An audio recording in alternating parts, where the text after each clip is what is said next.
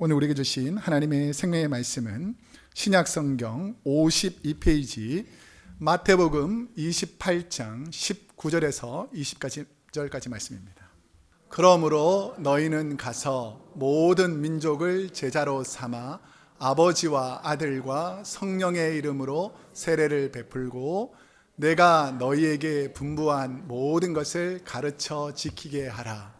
볼지어다 내가 세상 끝날까지 너희와 항상 함께 있으리라 하시니라.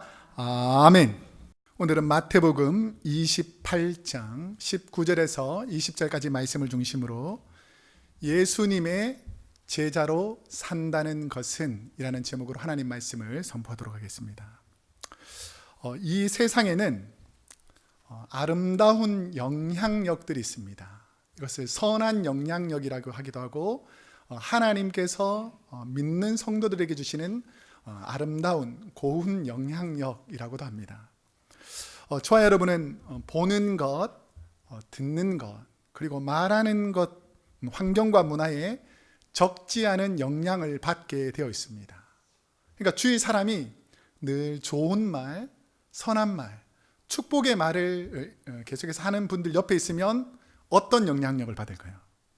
선한 영향력, 좋은 영향력을 받겠죠. 근데 내 주위에 있는 사람들이 계속해서 악한 말, 죄악된 말, 세상적인 말을 하게 되면 내 마음이 어떻게 되겠습니까? 그 세상적인 것으로, 악한 것으로 계속해서 영향을 받는 거죠. 이처럼 우리가 전혀 영향을 받지 않는 것 같지만 내 삶은 누군가에게 혹은 무슨 생각에 계속해서 영향을 받고 있다는 것입니다.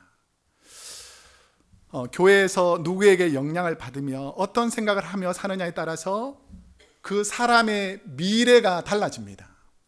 예를 들어서 내가 주님을 생각하고 하나님의 말씀을 생각하고 하나님의 은혜를 생각하면 그 사람은 하나님께서 선한 길로 인도하셔서 복된 천국에서 만나게 줄 줄로 믿습니다. 그런데 내 마음속에 미움과 시기와 질투와 악한 것이 가득 차면 내 마음속에 있는 것들이 삶으로 표현되니까 그런 사람들은 죄악된 길, 악한 길에서 벗어나지 못하고 결국은 멸망의 길로 가는 분들이 많더라는 것입니다. 우리가 오늘 읽었던 이 마태복음 28장은 예수님께서 부활하시고 다시 승천하셔서 하나님 나라 가시기 바로 직전에 예수님의 제자들에게 3년 동안 훈련시켰던 예수님의 제자들에게 마지막 최후의 부탁, 최고의 명령이라고 해서 The Great Commission, 최고의 부탁, 최고의 명령을 이제 제자들과 헤어지면서 마지막 순간을 맞이하면서 부탁하신 말씀입니다. 호주의 그 작가이자 죽음을 앞둔 많은 환자들을 오랫동안 간호한 브리느 웨이라는 분이 쓴 책이 The Top 5 Regrets of Dying, 그러니까 The Top 5 of Regrets of Dying 이라는 단어를 우리 한글로 번역한 게 책의 이름이 뭐냐면 죽음을 앞둔 사람들이 남긴 후회 5가지라는 것입니다. 생의 마지막을 보내는 환자들 곁에서 지내면서 발견한, 그러니까 보통 이 간호사분이 생의 마지막 순간을 거치는 분들을 마지막으로 간병하면서 뭐 짧게는 몇 주, 길게는 한 서너 달 동안 죽음을 앞둔 분들이 내가 인생을 살면서 이런 삶을 좀 후회한다라는 내용들을 정리해서 만들어 놓은 책이 The Top 5 Regrets of the Dying이라는 단어입니다. 그래서 이 책의 내용은 뭐냐면 크게 5가지 regret, 후회하는 내용들이 나오는데요. 죽음을 앞둔 분들이 가장 후회하는 것, 이게 첫 번째가 남들의 기대를 위해 살다가 정작 자신이 원하는 꿈을 펼치며 인생을 살지 못했다라는 것입니다. 그러니까 어릴 적부터 부모님이 공부해라, 부모님이 직장 가라, 결혼해라, 이렇게 살아라, 저렇게 살아라, 주위 사람들의 말을 듣다가 환경에 영향을 받았다가 결국은 내가 원래 하고 싶었던 것, 내가 이루고 싶었던 꿈과 비전은 전혀 없고 그냥 주위 사람들이 시키는 대로 살았던 것이 제일 후회스럽다라고 말하더라는 것입니다. 꿈도 비전도 없이 그냥 다람쥐 쳇바퀴 돌듯이 그냥 살았던 것들이 지금 되돌아보니까 후회된다라는 것이죠. 그 다음에 두 번째 가장 큰 후회 중에 하나는 뭐냐면 일을 하느라 가족들과 더 많은 시간을 보내지 못했던 것이 후회스럽다라는 것입니다. 우리가 이 땅에 살다 보니까 하나님께서 가장 가까이 지내라고 함께 관계를 만들어 놓은 분이 누구죠? 가족이잖아요. 근데 세상 사람들하고 이웃들과는 친한데 정작 친해야 될 가족들과는 너무 관계가 멀어져 있어서 내가 가족들하고 좀 더 친하게 지낼 걸, 이런 후회가 있다는 것입니다. 세 번째는 화를 좀 덜 내고 살 걸 하면서 과거를 생각하면서 화내었던 자신이 후회되더라는 거죠. 우리 옆 사람에게 한번 축복합시다. 올해는 화를 덜 냅시다. 시작. 올해는 화를 덜 냅시다. 안 낼 수는 없고 우리가 화가 나니까 화를 좀 덜 내자. 그러니까 인생을 살면서 내가 괜히 그 사람들한테 화를 내고 소리를 질렀구나, 이런 것들이 많이 후회가 되더라는 것입니다. 네 번째는 친구들과 자주 연락하지 못한 것. 내가 내 인생이 너무 바빠서 내가 돌보고 관계를 맺어야 될 친구들도 없이 그냥 홀로 외톨이처럼 살았던 것이 후회된다 그러고, 마지막 다섯 번째는 새로운 것에 도전하지 못했던 것들을 후회한다는 것입니다. 내가 늘 그대로 살다 보니까 뭔가 하나님께서 새로운 비전을 주거나 새로운 꿈을 주면 그게 도전해 봐야 되는데, 이 나이에 뭘 하겠습니까? 내가 무슨 능력이 있어 하겠습니까? 저는 안 하겠습니다. 이런 것들이 늘 몸의 습관처럼 배어 있다 보니까 새로운 도전, 좋은 기회가 와도 그대로 살지 못하더라는 것입니다. 그러면 저와 여러분의 남은 인생을 어떻게 후회를 덜하며 사느냐, 이것은 우리에게 중요한 고민이 될 수 있다는 것이죠. 여러분, 오늘부터라도 하나님께서 기뻐하는 삶을 사시기를 축복합니다.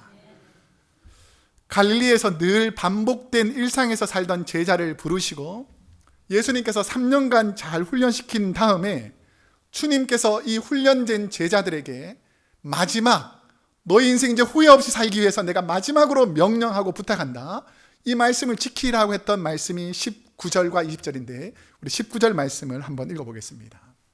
19절. 그러므로 너희는 가서 모든 민족을 제자로 삼아 아버지와 아들과 성령의 이름으로 세례를 베풀고. 주님의 제자는 주님을 따라 주님처럼 살기로 다짐하는 분들이 주님의 제자라는 것입니다. 다시 한번 말씀드릴 테니까 잘 외워보세요. 주님의 제자는, 다시 한번 따라하세요. 주님의 제자는 주님을 따라 주님처럼 살기로 다짐하는 분. 그러니까 내가 주님의 제자다, 내가 주님의 제자가 되기를 원한다고 말하면 주님이 말씀하신 그 말씀 따라, 주님이 사셨던 그 삶을 따라서 살기로 내 마음속으로 결단하고 다짐하는 분들이 주님의 제자로 살아갈 수 있더라는 것입니다. 사복음서에 보면 예수님께서 제자들을 부를 때에 아무나 막 부르는 것이 아니고 주님의 제자들에게, 제자가 될 사람들에게 초청하는 부분이 나옵니다. 그러니까 예수님의 12제자가 되지 못했던 사람들이 있는데 누가복음 9장 57절 이후에 보면 세 부류의 사람들이 주님께서 너희가 나를 따르겠느냐라고 물어봤을 때에 결국은 주님을 따르지 못하고 제자가 되지 못하는 그 환경들이 누가복음 9장 57절 이후에 보면 나오는데, 그 첫 번째 부류가 뭐냐면 예수님께서 너 나를 따를 수 있겠느냐, 내 제자가 되겠느냐라고 물으니까 한 사람이 뭐라 그러냐면 어디로 가든지 나는 주님을 따르겠습니다, 이렇게 말해요. 좋은 대답입니까? 나쁜 대답입니까? 좋은 대답이죠. 주님, 내가 어디를 가든지 주님을 따르겠습니다, 이렇게 말하는데 예수님께서 그 사람 마음을 딱 보니까 무슨 마음이 있냐면, 이 누가복음 9장을 쭉 읽어보시면 9장 1절부터 나오는 내용이 뭐냐면 보리떡 5개와 물고기 2마리로 몇 명을 예수님 먹이냐면 5,000명을 먹입니다. 그러니까 저렇게 능력이 대단한 분이 있구나. 그 다음 사건이 뭐냐면 예수님께서 변화산에 올라오셔가지고 제자들과 함께 변화된 모습, 신령한 모습으로 보여지는 것을 사람들이 듣습니다. 저 사람은 보통 사람이 아니고 하나님께서 기름 부은 사람이다라는 것을 알게 됩니다. 그리고 귀신 들린 아이를 치료하는 기적 사건과 여러 명성들을 얻는 예수님의 스토리가 쭉 나와요. 그러니까 이 사람이 예수님이 너 나를 따르겠느냐라고 했을 때 내가 어디를 가든지 주님을 따르겠습니다 이렇게 말한 이유는 예수님 따라다니면 자기가 뭔가 얻겠거니, 내가 교회에 나오면 내가 뭔가 이익을 취하겠거니라고 자기 중심적으로 예수님을 따르겠다고 말한 거예요. 그러니까 예수님께서 이 스토리를 너무 잘 아시고 다시 그 따르겠다고 했던 사람에게 말합니다. 뭐라 그러냐면 여우도 굴이 있고 공중의 새도 집이 있으되 인자는 머리 둘 곳도 없다. 이게 무슨 말입니까? 오늘 우리 현 상황에서 당신 나를 따르겠습니까? 이렇게 물어봤더니 예, 내가 어디 가든지 당신을 따르겠습니다 이렇게 말했더니 이분이 뭐라 그러냐면 나 사실은 홈레스인데 잠잘 곳도 없다. 나 따라다니면 길거리에서 자야 되고 언덕에서 자야 되고 이렇게 자야 되는데 그래도 날 따라오겠느냐 이렇게 물어보는 거예요. 여러분 따라가겠어요? 안 따라가겠어요? 예. 예, 따라간다고 그러죠. 주님이면 따라가지만 홈레스는 따라갑니까? 안 따라갑니까? 안 따라가죠. 그러니까 이 사람은 어떻게 생각하냐면 예수님이 대단한 줄 알았더니 알고 보니까 홈레스네. 내가 따라가봤자 전혀 도움이 되지 않겠네 이렇게 생각하면서 얼른 도망가 버립니다. 이게 첫 번째 불이에요. 두 번째 또 다른 사람은 나를 따르라 라고 말하니까 이분이 이제 뭐라 그러냐면 사실은 아버지가 돌아가셔서 장사를 치르고 와서 주님을 따르겠습니다 이렇게 말하는 거죠. 여러분 이게 사실 이치적으로 맞습니까? 틀립니까? 맞죠. 예수님 따르는 것도 중요하지만 내가 부모님 돌아가셨으니까 장례는 치르고 가야지 이렇게 말씀하시잖아요. 그런데 예수님이 그분에게 뭐라고 말하냐면 죽은 이들로 아버지 장례를 맡기고 너는 하나님의 나라를 전파하라. 금방 따라가려는 마음이 잠깐 생겼다가 이분의 마음이 무슨 마음이 생겼겠어요? 섭섭한 마음이 생겨요. 섭섭한 마음. 아니 상식적으로 부모님이 돌아가셨으면 거기 장사 지르고 따라오라 그래야지 어떻게 매정하게 나를 따라오라고 하느냐. 나는 이런 분은 따라갈 수 없다. 그러니까 내 생각과 다르다는 거예요. 많은 사람들이 내 생각과 맞으면 따라가고 내 합리적인 이치에 맞지 않으면 나는 안 따라가겠다는 것입니다. 그 다음에 세 번째 부류는 뭐냐면 주님께서 너 나를 따라올 수 있겠느냐라고 물어보니까 내가 주를 따르겠나이다마는 나로 먼저 내 가족을 작별하게 하소서. 이것도 상식적인 이치에 맞습니까? 틀립니까? 맞죠. 이제 평생 헤어져 사는데 가족들하고 인사할 시간은 가지고 제가 떠나야 되지 않겠습니까? 이렇게 말하니까 또 예수님이 또 이분들에게 뭐라 그러냐면 손에 쟁기를 잡고 뒤를 돌아보는 사람은 하나님 나라에 합당하지 않다라고 거절합니다. 자, 이게 스토리를 표면적으로 보면 예수님이 너무 깐깐하시네. 뭐 그런 제자들이 이 땅에 어디 있겠냐라고 말하면서 많은 사람들이 떠나는 거죠. 그런데 예수님의 원래 마음은 뭐냐면 모든 것을 포기하고도 하나님을 포기할 수 있느냐를 묻고 있다는 것입니다. 여러분 이 땅에 교회 안 나올 수 있는 익스큐즈가 몇 가지 정도 되겠어요? 내가 오늘 주일 못 나가는 익스큐즈가 몇 가지 정도 될 것 같아요? 수천 가지 수백 가지 만들어낼 수 있습니다. 배가 아파서 못 나간다, 머리 아파서 못 나간다, 오늘 기분 나빠서 안 나가겠다. 얼마나 이유가 많습니까? 그럼 이유를 댈 때마다 예수님이 자 오늘은 갈릴리로 가자 그러면 오늘 갈릴리 못 가겠습니다. 오늘은 이 일이 있고 저 일이 있고. 그럼 유대로 가자. 유대로도 못 가겠습니다. 얼마나 많은 일들이 있겠어요. 근데 예수님께서 원하시는 것은 뭐냐면 네 인생과 네 삶의 모든 것을 하나님께 맡기고 하나님이 원하는 그 길을 따라서 순종할 수 있겠느냐라는 질문이에요. 여러분 하나님 말씀에 순종하는 사람이 주님의 제자가 되는 줄로 믿습니다. 그래서 주님은 다른 걸 보지 않고 모든 우선순위를 예수님을 따르는 것, 하나님의 나라를 확장하는 것에 집중된 사람들을 제자로 부르셨다라는 것입니다. 그런데 주님께서 3년 동안 말씀을 듣고 기도하고 훈련받고 때론 다투기도 하고 주님의 십자가 죽음 앞에 실망하기도 하였던 부활하신 주님을 경험한 제자들은 주님의 마지막 명령인 가서 제자 삼으라 세례를 주라는 예수님의 말씀을 따르기 위해서 목숨을 아끼지 않고 그의 삶 전체를 들여서 주님의 명령을 지키는 일에 자기 생을 바쳤습니다. 여러분, 주님의 명령이 여러분의 삶의 비전과 목표가 되시기를 축복합니다. 이전에 그 미국 콜로라도주의 덴버에 그 남부 도시 중에서 리틀턴이라는 도시에 콜럼바인 하이스쿨에서 마약 갱단 2명이 들어왔어요. 에릭 해리스와 딜런 클리볼트라는 두 학생이 교실로 들어와서 막 총기를 딱 쏘면서 난살했습니다. 그러니까 아이들이 무서워서 엎드렸을 거 아니에요. 그랬을 때에 토탈로 그 사고가 끝마친 다음에 조사해 보니까 25명 정도의 학생과 교사가 죽거나 상처를 받게 됐습니다. 자, 그래서 이분들이 왜 이런 짓을 했느냐라고 하니까 마약에 취한 거예요. 제정신이 아닌 거죠. 자, 그렇다 보니까 이 마약에 취해서 총기를 난사하는데 그날이 무슨 날이었냐면 히틀러의 생일날이라고, 나도 히틀러처럼 제대로 된 인생 한번 살아보겠다고 하고 결국 자살해서 둘 다 죽습니다. 자, 그런데 해리스와 클리볼트라는 사람들이 교실 구석으로 인질을 잡아놓고 어떻게 하냐면 총구를 대놓고 Are you believing God? 이렇게 물어봤을 때에 Yes라고 하면 죽여버리는 거예요. 그러니까 그 다음에 있는 사람들이 어떻게 반응하겠습니까? 내가 예수 믿더라도 Are you believing God? 하면 그 앞에 사람이 죽어버렸어요. 그럼 여러분 같으면 어떻게 반응하겠습니까?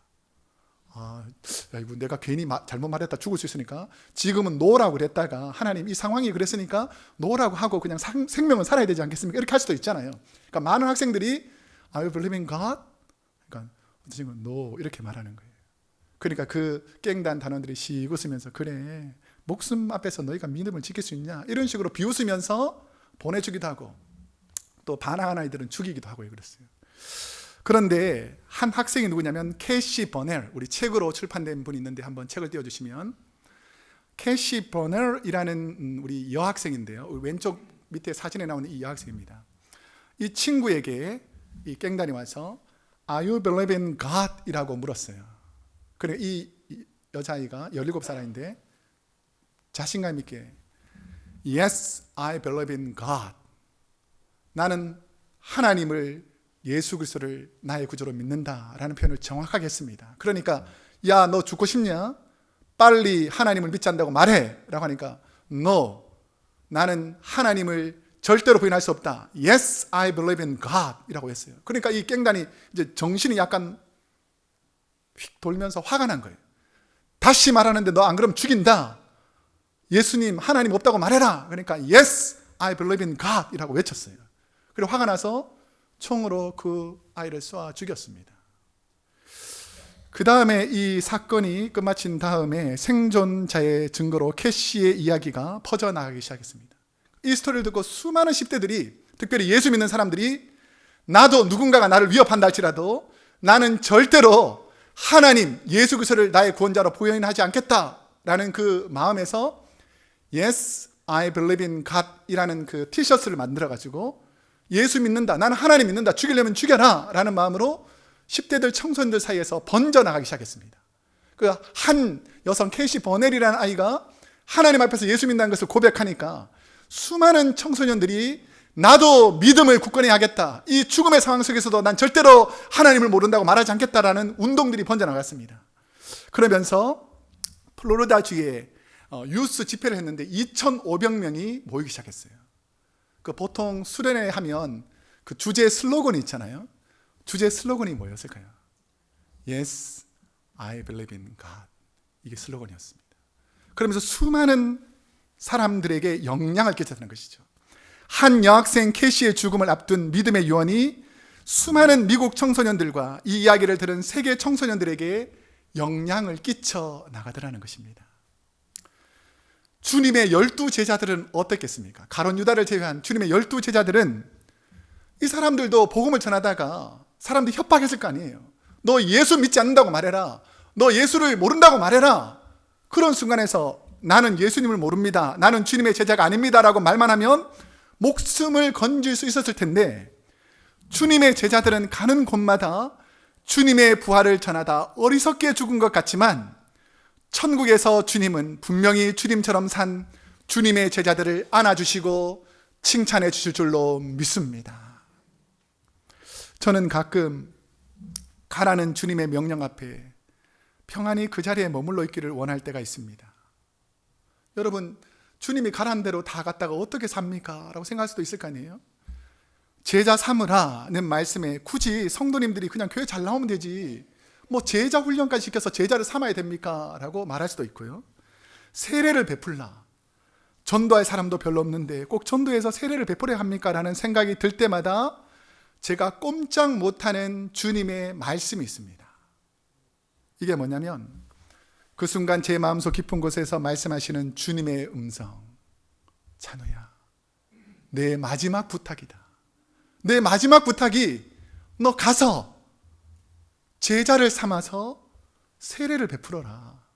이게 내 마지막 부탁인데 너 못 들어주겠느냐라고 주님의 음성이 들리면 주님, 제가 모든 것을 내려놓고 주님의 뜻을 따르겠습니다 라고 말할 수밖에 없다는 것입니다.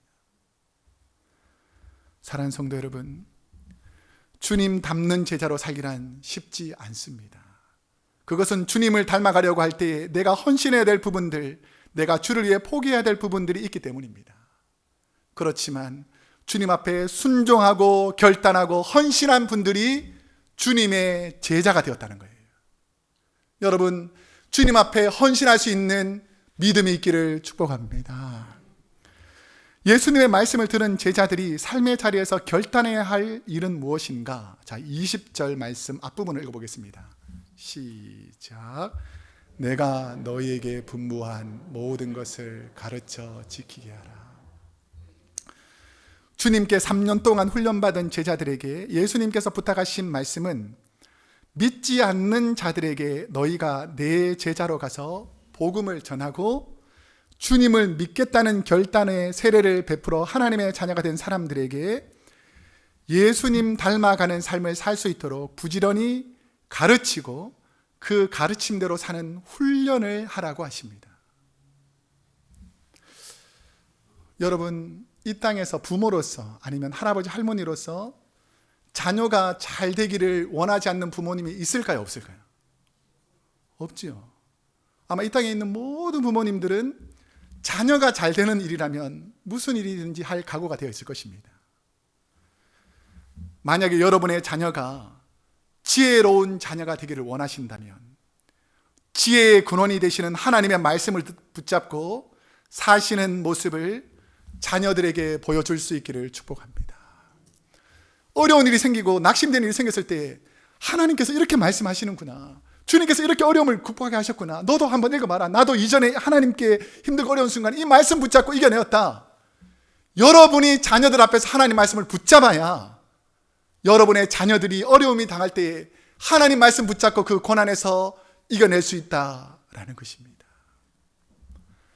여러분의 자녀가 시련과 연단 가운데서 이기기를 원하신다면 여러분이 힘들고 어려운 순간에 기도하며 하나님께 메어 달리는 기도의 모습을 보여주어야 합니다. 수많은 사람들이 힘들다고 말해요. 어렵다고 말합니다. 내 인생에 이런 시험이 들었다고 말해요. 그렇지만 기도하는 사람이 별로 없다는 것입니다. 원망과 불평은 내뱉지만 하나님 전에 와서 무릎 꿇고 회개하고 기도하는 사람이 부족하기 때문에 수많은 자녀들이 어렵고 힘든 순간에 하나님께 나와서 예배하고 기도하고 무릎 꿇기보다는 세상에 가서 그들의 문제를 해결하려고 한다는 것이죠. 여러분이 교회에 와서 무릎 꿇고 기도할 수 있기를 축복합니다. 그래야 그 문제가 해결된다는 것을 자녀들이 본다는 것입니다. 여러분의 자녀가 화목한 가정과 원만한 대인관계를 원한다면 여러분이 먼저 가정에서 주위 분들에게 거친 말로 상처 준 부분을 조심하고 다툼이 있을 때 먼저 사과하는 모습을 보여줘야 합니다. 자녀가 잘못했을 때에는 하나님께 눈물로 자녀들이 회개할 수 있도록 기도하는 모습들을 보여줘야 합니다. 우리 이 세상에서 가장 문제는 뭐냐면 하나님 앞에서 회개하지 않는 거예요. 여러분, 하나님 앞에서 회개해야 하나님께서 그 문제를 풀어주시는 것입니다. 그래서 우리가 하나님 앞에서 십자가를 생각하면서 예수님은 십자가에서 우리의 죄를 용서하기 위해서 그 갈기갈기 몸이 찢기시고 고난받으면서도 저들의 죄를 용서하라고 했는데 오늘 우리의 입술 속에서 그들을 향해서 기도하면 하나님께서 막혔던 관계를 풀어주실 줄로 믿습니다. 감리교의 창시자 요한 웨슬리는 그가 마지막 죽음의 유언에서 한 말이 있습니다. 여러분은 영혼 구원 외에는 아무것도 하지 마세요. 주님은 여러분이 얼마나 많은 일을 했느냐에 관심이 있지 않고 여러분이 최선을 다해 영혼을 구했느냐를 보십니다. 내가 오늘 교회에서 몇 시간 봉사했는데, 내가 오늘 성경 몇 시간 읽었는데, 내가 기도 많이 했는데, 이것도 아주 중요합니다. 하지만 이것보다 우리 주님의 더 큰 관심은 너희를 통해서 누가 구원받아 하나님의 자녀가 되었냐는 거예요. 여러분 때문에 한 영혼이라도 주님께 돌아올 수 있기를 축복합니다. 그게 하나님께서 가장 기뻐하시는 일이라고 믿음의 선배들이 말하고 있습니다. 가르쳐 지키게 하라는 표현은 가르친 대로 삶에서 본을 보이라는 말이기도 합니다. 가르치는 것은 웬만한 사람들도 다 합니다. 그런데 그 가르친 대로 지키며 사는 것은 연약한 육체와 능력을 가진 저와 여러분은 그렇게 살기가 쉽지 않습니다. 여러분이 말한 대로 다 삽니까? 대답을 안 하시죠. 여러분 자녀들한테 가르친 대로 다 그렇게 삽니까? 아니죠. 부족한 우리는 그렇게 살 수 있는 능력도 없고 힘도 없습니다.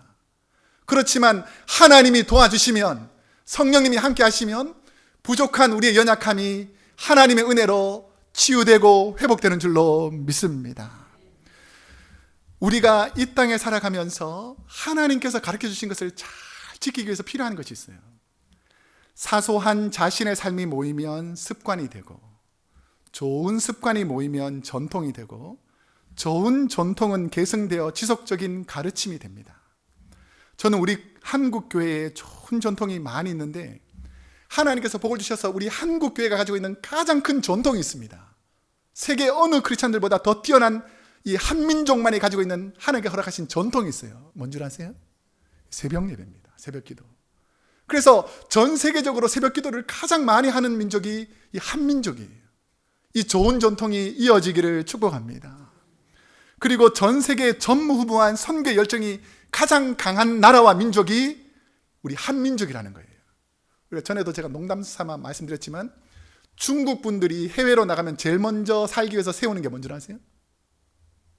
짜장면집, 중국집입니다.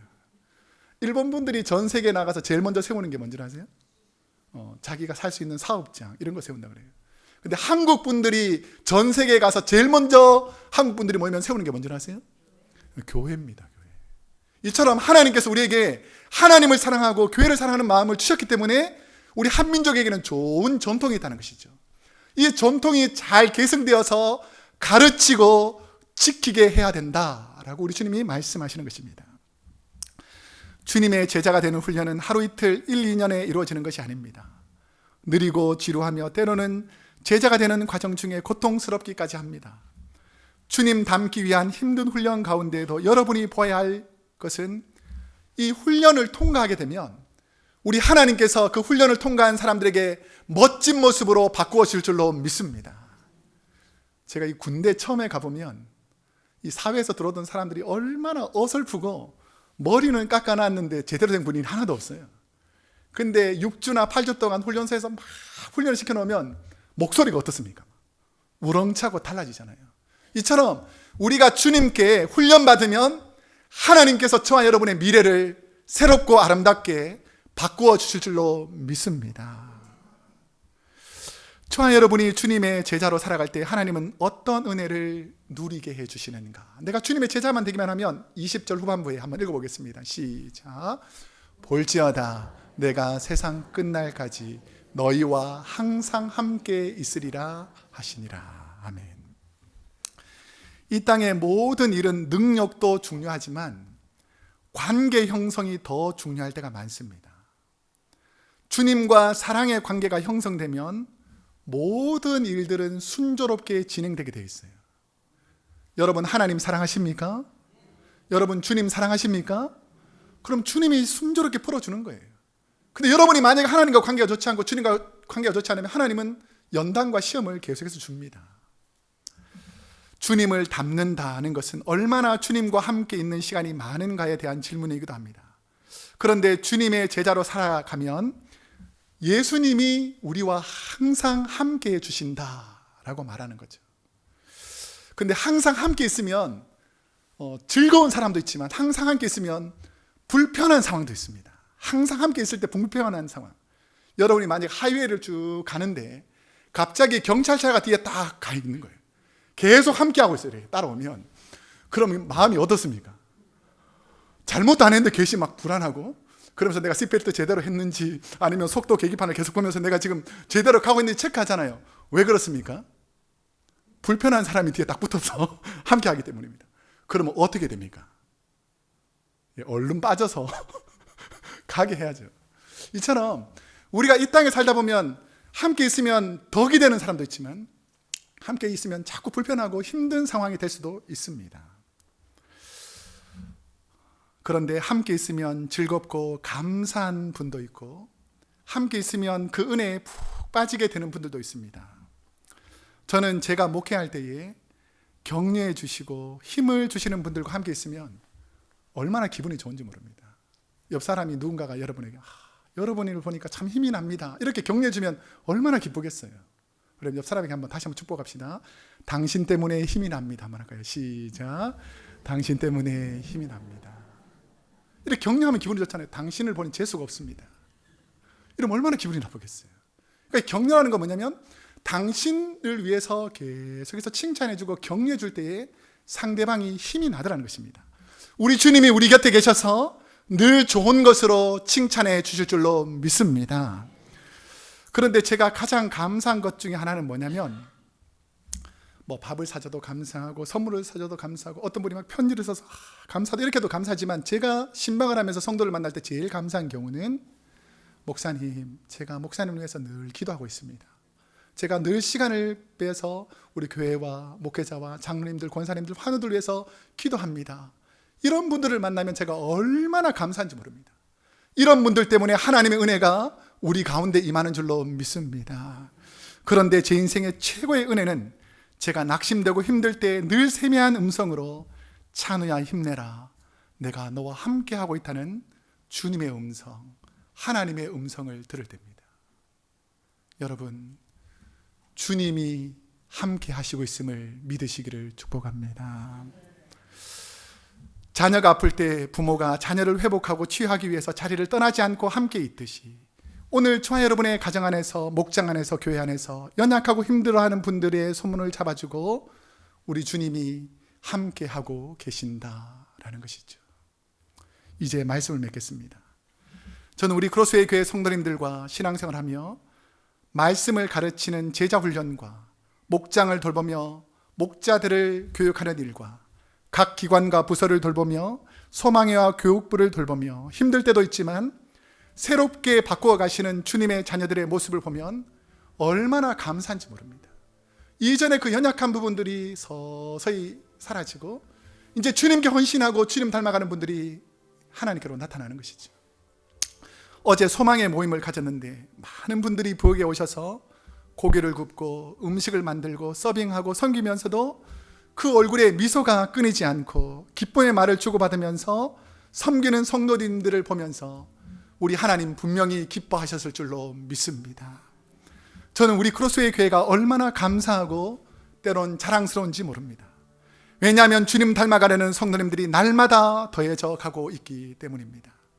2020년에는 주님의 제자로 살아가시는 거룩한 꿈과 행복한 비전을 담는 한 해가 되시기를 축복합니다.